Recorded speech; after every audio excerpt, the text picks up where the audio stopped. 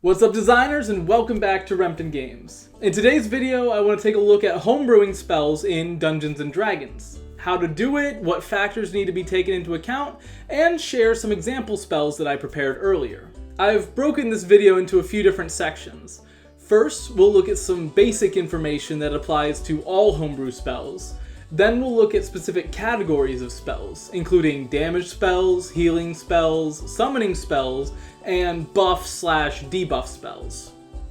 Then we'll look at some edge cases, including spells that are cast as a bonus action, as a reaction, ritual spells, and cantrips. Without further ado, let's get started.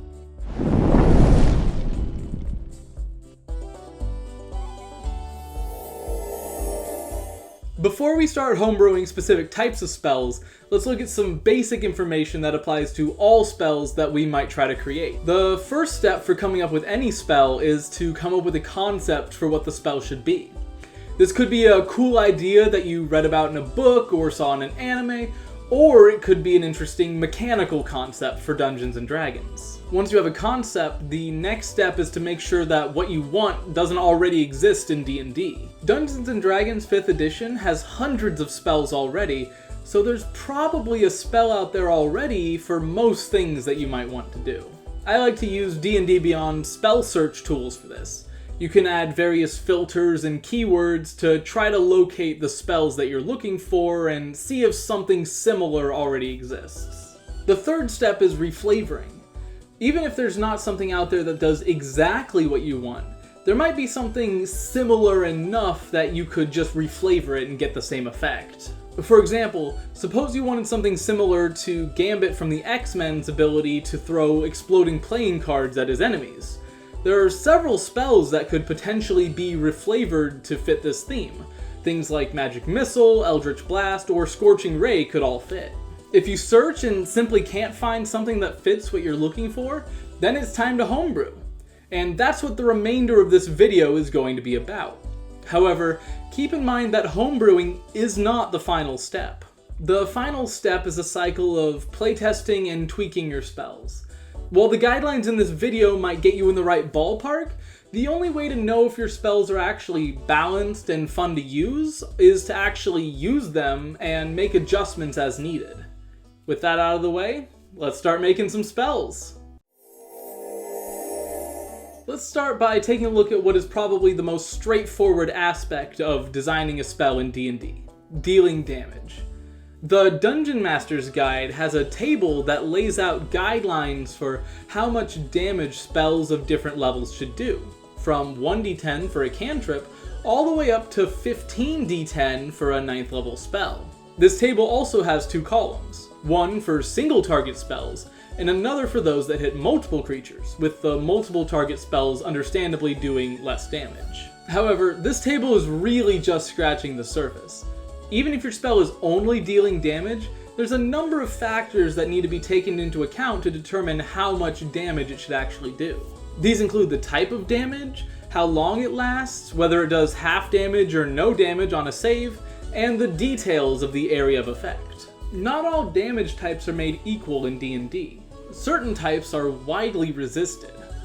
Basically, all fiends and many dragons are resistant or immune to fire damage.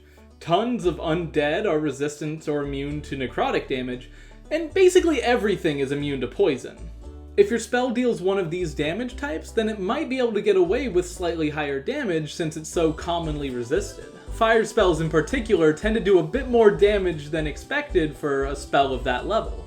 For example, Burning Hands does 3d6 damage instead of the 2d6 recommended for a first level AoE spell. On the flip side, force damage is basically never resisted, and radiant and psychic resistances are also very rare, so spells that deal these damage types might either need to tone down the damage a bit or use a higher level spell slot.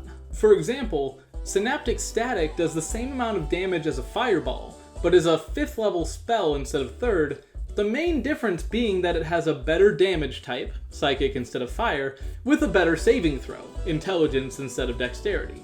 True, it has the additional effect of muddling the minds of those that it hits, but it would definitely be at least a 4th level spell even without that. Most spells require a saving throw before they deal damage, and tend to do half damage on a successful save. If your spell does no damage on a saving throw, then it can probably get away with dealing a little bit more damage. The DMG recommends about 25% more. A good example of this is the spell Disintegrate, which does 10d6 plus 40 damage on a failed save, but none on a success. This averages out to 75 damage, which is around 30% more than the recommended 55 or 10d10 damage for a single target 6th level spell. It's also important to keep in mind how long the spell lasts when calculating its average damage. Take, for example, the spell Spirit Guardians, which damages creatures that go within 15 feet of you. Spirit Guardians is a great spell, but it only does an average of 13.5 or 3d8 damage, which is lower than the 21 or 66 recommended by the DMG. This is because Spirit Guardian sticks around for multiple turns. It lasts 10 minutes, although no combat is really going to last that long. Most combats are going to last 3 or 4 rounds, which means that over time, Spirit Guardians can actually deal more damage to more creatures than a fireball. If a spell can continue dealing damage for an entire combat encounter, then the damage done should typically be about half to 2/3 as much as a single-use spell. There are also certain spells that allow you to attack repeatedly on subsequent turns, either using an action or a bonus action. If using an action, these spells tend to do about half as much damage as a single-use spell of the same level. For example, Sunbeam does 66 damage, which is roughly half of the 11d6 recommended for a 6th level spell that can hit multiple targets. Bigby's Hand, on the other foot, can deal 48 force damage as a bonus action. This averages to 18 damage, which is about 1/3 of the 55 damage recommended for a single target 5th level spell that does not damage on a save. When designing an AoE spell, the size and shape of the area of effect also determine how powerful the spell is. When discussing AoE spells, it's important to distinguish between the range of the spell and the size of the AoE. The range of the spell determines how far away you can cast the spell. You can center it on any point in the range. The size of the AoE determines how much area is actually affected by the spell. Ivard's Black Tentacles, for example, has a range of 90 feet, which means that you can activate the effect anywhere within that 90-foot radius, but it can only affect a 20-foot square. In broad strokes, long ranges tend to be better than short ranges, and bigger areas of effect tend to be better than smaller ones, although there are diminishing returns on both. A range of 30 feet, for example, is definitely better than a range of touch, but a range of 120 feet versus 300 feet has negligible difference. In addition, not all AoE effects are made equal. Cones and lines give you better control over who you're going to damage and make it less likely for you to accidentally hurt your allies than something like a sphere or cube. Individually, all of these factors are relatively small, but together they might require you to slightly adjust the damage up or down. The final factor is whether your spell requires an attack roll or a saving throw. In most cases, this won't really affect the power level of the spell, as it depends on the monster whether it has better AC or saves, and the type of saving throw is typically a matter of flavor anyways.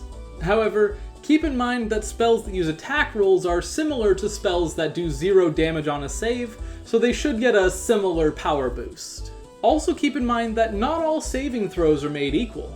While different monsters will have different stats, the best saving throw to target tends to be intelligence, as this is a very low stat for most monsters. This is followed by dexterity, wisdom, strength, and constitution. Charisma is a bit of an outlier. Most low-level monsters tend to have pretty bad charisma, but at higher levels it actually tends to be one of their stronger stats. That's a lot of information, so let's put it into practice and start making some spells. Because there are so many different types of damage spells, I decided to make 2. One with a single target and one area of effect. For the single target spell, I went pretty simple. It's a spell called Icicle Spear, which you can see on screen, and it allows you to launch an icicle at an enemy within range. It's a 3rd level single target spell, which gives us a damage budget of 5d10 or about 27 damage. But because it does 0 damage on a miss, we actually boost it up about 25% to get 34 damage. If we roll 10d6, that would give us a total of 35 damage, which is very close.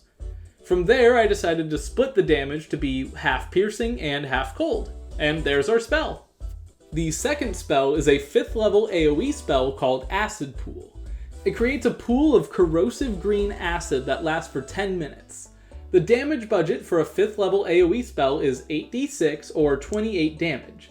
But because this spell sticks around for multiple rounds, we want our damage to be between half to 2/3 of that amount, which means somewhere between 14 and 21 damage. I chose to deal 4d8, which is about 18 damage, well within the desired range. In D&D, spells can deal damage, but they can also take it away. According to the Dungeon Master's Guide, you can use the same table that determines how much damage a spell should deal to determine how much it should heal. However, that's really not the case. The first caveat is that cantrips should never heal damage. Even if they only heal 1 damage, they can always be used outside of combat to make sure that the party is always at full. The second is that, in practice, low-level healing spells tend to heal a lot less damage than a similar spell could deal. Cure Wounds heals around 8 damage on average, whereas the equivalent damage spell, Inflict Wounds, deals around 16. Aura of Vitality is a 3rd level AoE spell centered on you that lets you heal 7 damage to 1 creature in range each turn. Compare that to Spirit Guardians, which can deal 16 damage to multiple creatures each turn. This pattern continues up to level 5. Healing spells only tend to heal around half as much damage as a damaging spell could deal, and tend to have additional restrictions to boot. However, this pattern actually flips at level 6, and high-level healing spells can actually heal more than an equivalent damage spell. The 6th level spell Heal can heal 70 hit points, more than the 55 recommended damage for a spell of that level, and the 9th level spell Mass Heal can heal up to 700 total hit points. In addition to restoring hit points, healing spells can also bring creatures back to life, heal disease, poison, conditions, or curses, or grant temporary hit points. If including these effects as part of your healing spell, make sure to reference what other spells can do at similar levels. There are already a lot of healing spells out there, so it was difficult to find a niche that hasn't already been filled. However, I noticed that there aren't very many healing spells that also deal damage, and there are no healing spells at 8th level, so let's go ahead and make an 8th level Life Drain spell. Because it's 8th level, we want the spell to be pretty powerful and impressive, so I'm going to build it on the chassis of one of my favorite spells in the game, Spirit Guardians. This spell creates a 15-foot aura around you that damages creatures when they enter, and also allows you to exclude certain creatures from this effect. If cast as an 8th level spell, Spirit Guardians can do 8d8 radiant or necrotic damage, so we should use this as our base. We need to reduce this damage because we're also going to be healing. We could cut it in half to 48, however, healing is cheaper than damage at higher levels, so let's actually only reduce it to 5d8 and heal the same amount. And that's basically it. You can see the finished spell on screen or the links in the description. Summoning spells have changed a lot in D&D 5th edition. If you just want to find out how to design a modern style summoning spell, then you can skip to the next chapter. But stick around if you want to hear my rant on why the old style summoning spells are such a pain to play with. The original summoning spells, such as Conjure Animals or Conjure Elementals, had a lot of issues. First, most of them let you summon existing creatures from the monster manual or other sources, and some of these creatures have special abilities that can be used in unexpected ways. A classic example of this is using Conjure Woodland Beings to summon 8 pixies that can turn invisible and cast Polymorph and Fly on the party, potentially creating a group of 4 flying T-Rexes for the cost of a single 4th level spell. That particular combo was busted from the very beginning, but even if a particular old-style summoning spell doesn't do anything crazy now, there's always the possibility that it might at some point in the future. As new creatures get added to the game, these spells get more and more targets, and there's always the possibility that one of these are going to have a special ability that totally breaks the spell. One way to mitigate this problem is to have the DM choose which creatures get summoned instead of the player who casts the spell. This is technically how the spells are supposed to work, but I know a lot of tables do actually let the player choose the creatures that get summoned. On the other hand, you have something like Conjure Celestial, which lets you summon a Celestial of challenge rating 4 or 5 if you upcast it. The problem with this spell is that there are basically no targets.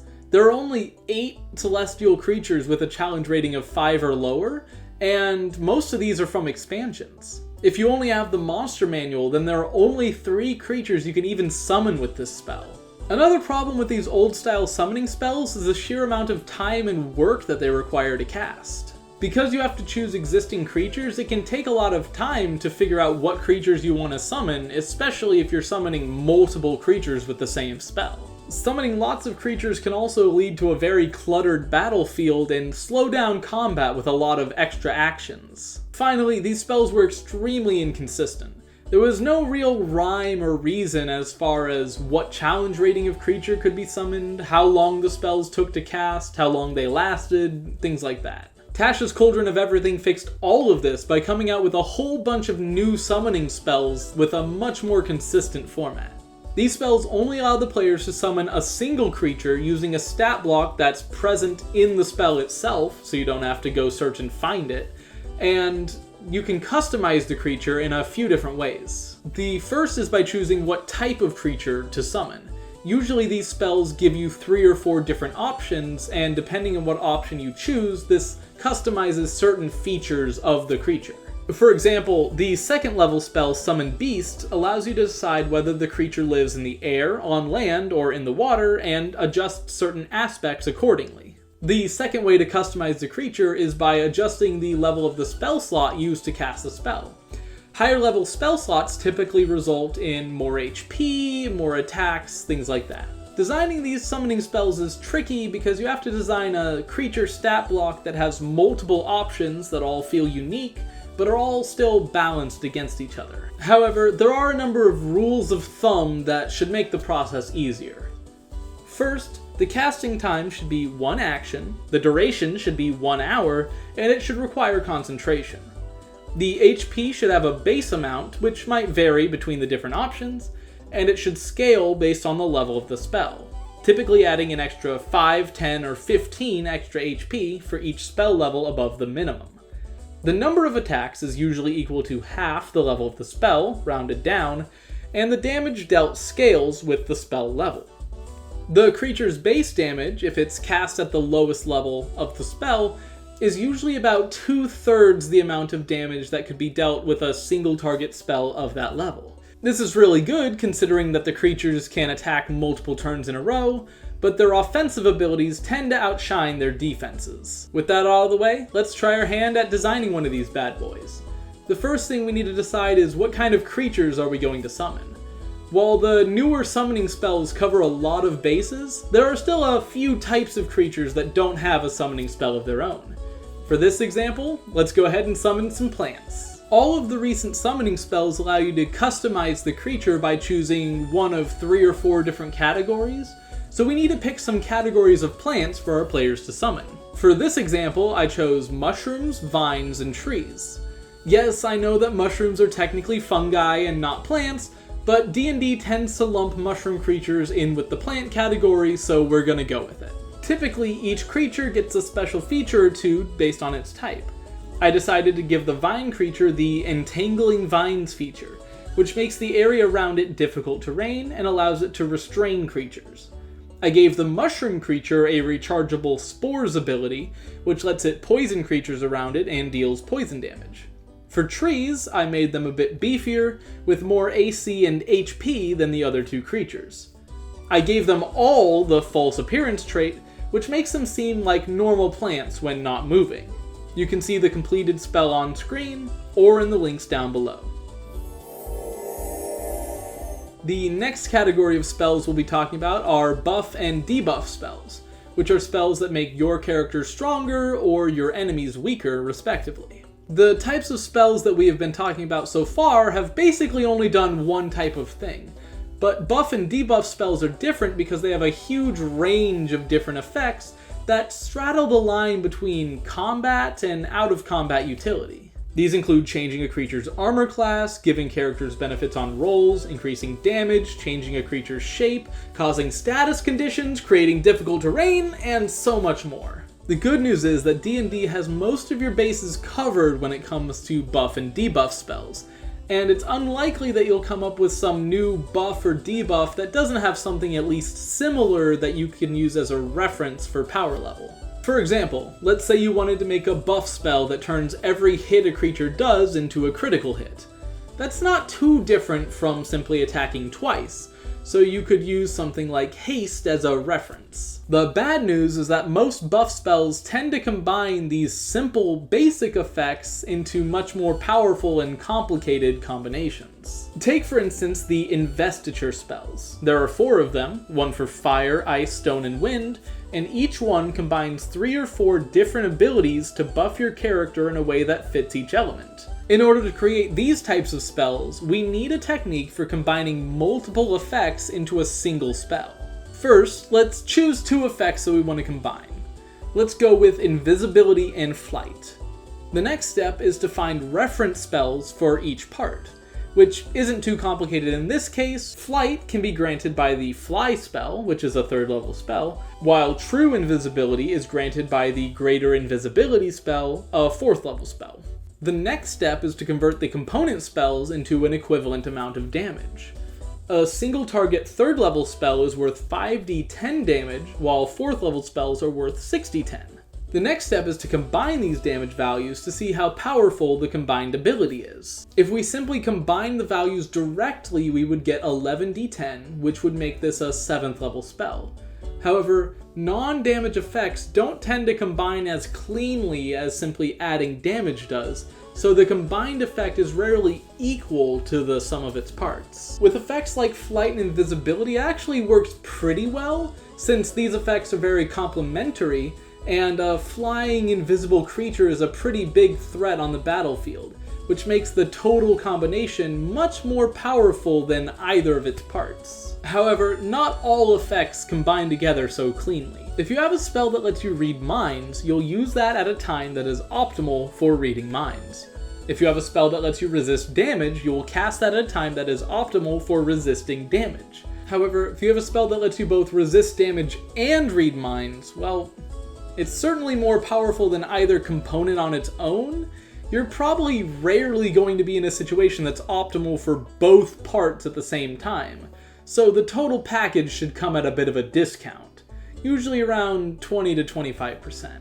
I called the final spell Spectral Transformation, because you're basically turning your character into a ghost temporarily, and because we have a little wiggle room in our power budget, I added the Incorporeal Movement feature, which is very common among 5e's ghostly type monsters, and lets you move through objects and creatures as if they were difficult terrain. Most of the spells we've been talking about so far in this video have required a full action to cast. However, many spells can also be cast as a bonus action or a reaction, and these types of spells have a few extra considerations. Bonus action spells are typically designed to enhance your main action or your movement for that turn. For example, the cantrip Shillelagh is a bonus action because it enhances your attack action, and Expeditious Retreat allows you to dash as a bonus action, effectively doubling your movement. Reaction spells, on the other hand, are reactive. There aren't that many reaction spells, but they tend to be some of the best defensive spells in the whole game. Things like Shield, which can raise your AC in response to an attack, or Counterspell, which lets you stop an enemy from casting a spell. Typically, you should only make a spell a reaction spell if that's baked into the concept of the spell. It should be something that requires specific timing, and shouldn't be something that would make sense as a full action for your turn. Surprisingly, there isn't a reaction teleportation spell that lets you get out of danger, so let's make one. The concept is simple. It activates when you're targeted by an attack or are in the area of effect of a spell, and lets you teleport to safety. It would be similar to Misty Step, which is a 2nd level spell, but because of the reactive nature of it, I actually think it should be higher than 2nd level. It's also probably weaker than Temporal Shunt, which lets you cancel any attacker's spell by moving the enemy through time, so I think it would make sense as either a 3rd or 4th level spell. The question is whether it steps on the toes of Counterspell too much. However, I don't think so, because it only affects you, although maybe it can affect multiple creatures if cast using a higher level slot.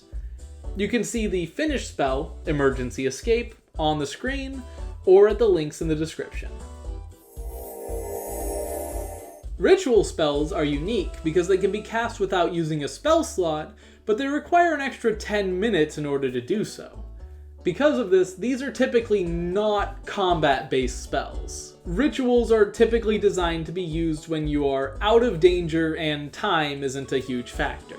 These spells are often used to gather information, such as Detect Magic, convey information, like Alarm or Skywrite, or provide out-of-combat utility, such as Wrist Pocket or Liamon's Tiny Hut. An important thing to keep in mind with ritual spells is that because they don't use up a spell slot, there's no limit to the number of times they can be cast, other than their casting time. Because of this, you should make sure that the effect isn't something that's going to be overpowered or game-breaking if it can be cast over and over and over, which is probably why there isn't a ritual spell that heals. This example ritual spell is probably my favorite one in this whole video, and I call it Professor Mercury's Automatic Stagecoach, and it lets you summon a self-driving stagecoach. This combines aspects of several different ritual spells. It can be used to carry objects like Tensor's floating disc, but it can also be used to move characters, similar to the Phantom Steed spell,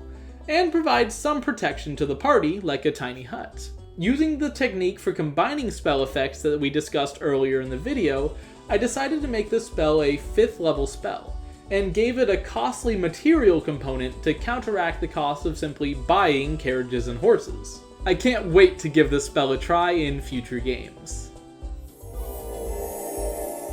The final category of spells that we're going to be talking about today are cantrips, specifically utility cantrips. Utility cantrips are small effects that players can activate without using a spell slot, and they should be things that are equally useful at level 1 as they are at level 20. Some good examples are Mage Hand, which can move small objects at a distance, or Minor Illusion, which can create minor illusions. These types of effects are very tricky to design. Much like rituals, they need to be something that can be cast over and over again, but unlike rituals, they don't have the balancing factors of a higher casting time or being higher level spells. However, I think I've come up with something. I call it Shade, and it's basically the counterpart to the Light cantrip. You touch an object and imbue it with darkness. Within a 30-foot radius of the object, non-magical bright light is treated as dim light, and non-magical dim light is treated as darkness. That's it. It's a pretty small effect, but I think it could be pretty useful with some creativity. That's all I have for this week. I hope this video was helpful, and if it helped you to homebrew your own spells, I would love to hear about them. If you decide to use any of the spells in this video in your own games, I would love to hear about how that goes, and if you have any suggestions for how they could be tweaked or improved. I tried to cover all the major types of spells, but with spells being able to do so many types of things in D&D, I know I couldn't cover everything. So if you have additional questions or suggestions, let me know in the comments, and maybe I'll make a follow-up. If you like this video, make sure to give it a like, and leave a comment if you want to see more D&D homebrew stuff in the future. If you want to see more of my stuff, make sure to subscribe, and check out the rest of my channel if you want to see more videos on a whole range of different game design topics. And join me next time where I'll be taking a look at how the creature designer works in Spore. Until then, thank you so much for watching, and I'll see you all next time.